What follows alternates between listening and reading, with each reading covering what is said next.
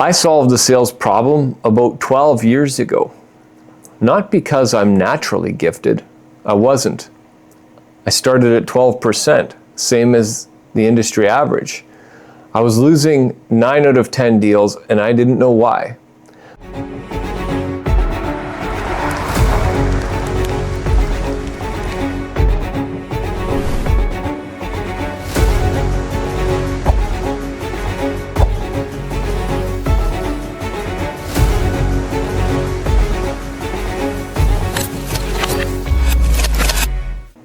The industry average closing ratio for a salesperson is 12%.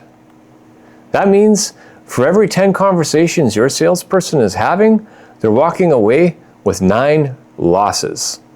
9 times they heard no, or got ghosted, or watched a deal go quiet. And most salespeople don't have the stomach for that. So they do what humans do when something isn't working.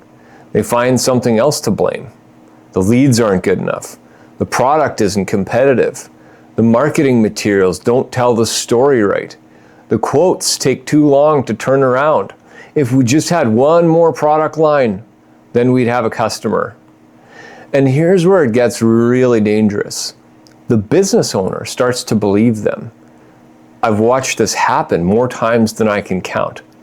A well-meaning business owner, someone who's built something real, starts hearing the same story from their sales team. And they start to wonder, maybe they're right. Maybe I do need better marketing. Maybe I need to move faster on quotes. Maybe we need to expand our offering. So they invest, they redesign the website, they hire a marketing firm, upgrade the software, they add a product line that stretches the whole operation. And the closing ratio doesn't move. Because the problem was never the product. It was never the marketing. It was a process. And now they've spent money and time in the wrong place. And the sales problem is still sitting there, unchanged, just waiting. I don't blame business owners for falling into this trap. It makes complete sense. When someone on your team keeps telling you the tools aren't good enough, eventually you start to believe it, especially if you've never had to sell something yourself. And that's the real issue. Most business owners hire a salesperson to solve a problem they've never solved themselves. They hand the keys to someone else and hope for a different result. But if you've never driven, you don't know if the driver's any good. I solved the sales problem about 12 years ago. Not because I'm naturally gifted. I wasn't. I started at 12%, same as the industry average. I was losing 9 out of 10 deals and I didn't know why. But I did something that most people don't do when they're losing.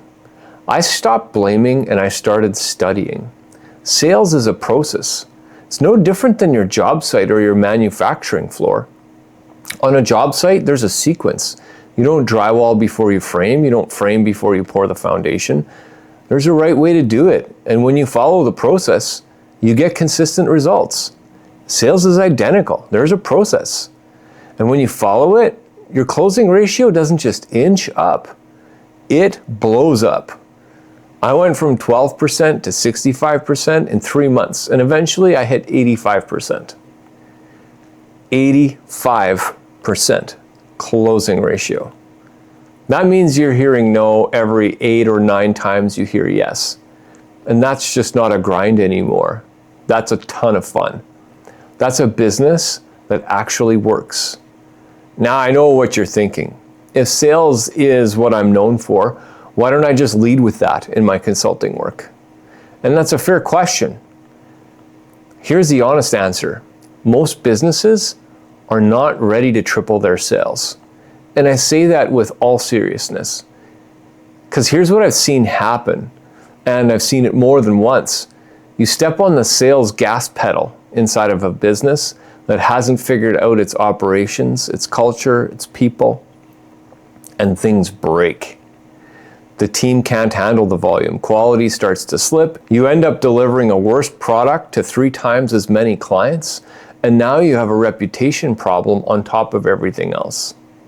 I would know. I've done this. I've poured fuel on a fire that wasn't ready to burn clean, and the consequences are real. So when I step into a business, before we talk about sales strategy, I want to see the inside. What breaks if you double revenue? What breaks if you triple it? Because scaling a broken system doesn't fix the system. It just breaks it faster. That's why I slow the process down at first. I want to look at what's underneath. And then when we step on the gas, we step on it together. And the machine, it's ready to go. But here's a sales principle I want to give you today. Because whether you're building a process from scratch or trying to fix what you already have, everything starts here. Most people think about selling from their own perspective. What's my product? What's my process? What's my service? What makes us different?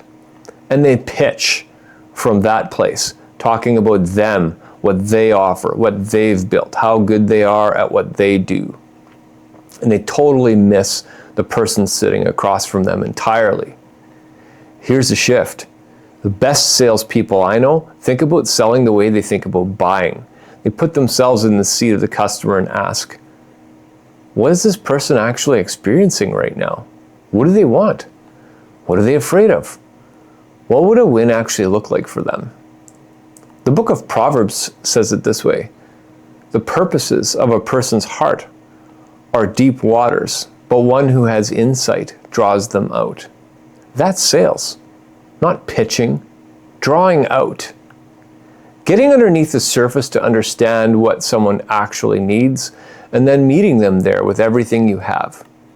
Philippians 2 says to look not to your own interests, but to the interests of others. Most people read that as a spiritual instruction.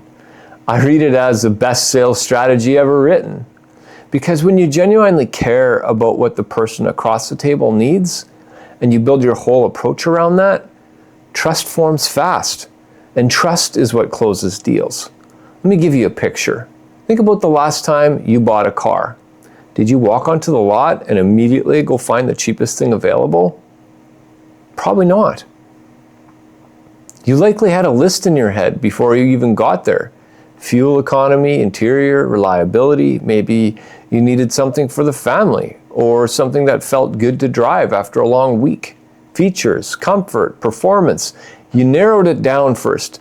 And then once you had like 10 to 15 boxes checked off, then you looked at price. Price wasn't first. Price was the filter at the end after value had already done its work. Now, think about how many businesses in construction or in trades or in building products that just lead entirely with price. They quote low, hoping to win the job, and then scramble to find margin on the back end. Sometimes it works, and sometimes you have to compete on price to get a foot in the door. But I'd hate to build a business that operates like that all the time. Because when you lead with price, you train your clients to think that price is the point. And you leave your ability to communicate value sitting right there on the table, untouched, every single time. Here's the principle that changed everything for me.